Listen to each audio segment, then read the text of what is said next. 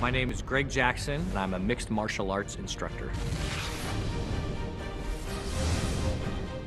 We train amateurs, professionals, and lots of different organizations, but yeah, there's I don't know how many we've got, 20, 25 maybe in the UFC, something like that. It's a crazy number. Definitely the biggest camp in the UFC, for sure.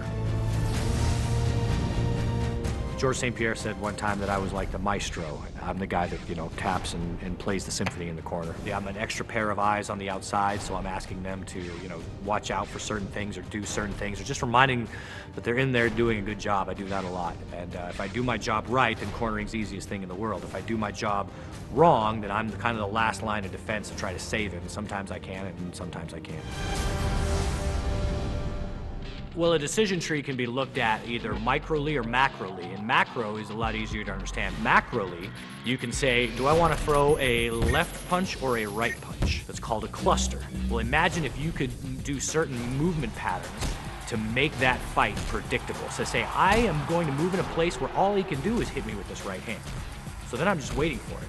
And as soon as that right hand comes, oh, there it is. I knew it was coming, and then you're ready for it. It gives you that predictability, that gives you that confidence, and that lets you keep the initiative and lets you win the fight. That's a very important concept. So if you start thinking like that, you're not just thinking, okay, I'm going to come out and I'm going to throw 2 jabs and a right hand, and then I'm going to see what happens. If you're thinking to yourself, I want to put myself in a position that the very nature of his blocking my jab allows me to hit him with the right hand, then you're in a structure where you're maximizing your chances for success. That John Jones-Shogun fight, Shogun was covering his hands high a lot, trying to defend his head from John's very powerful strikes. So at one point, John, understanding that, had a decision to either throw a left hook at his head, which was then blocked, or throw it at his liver.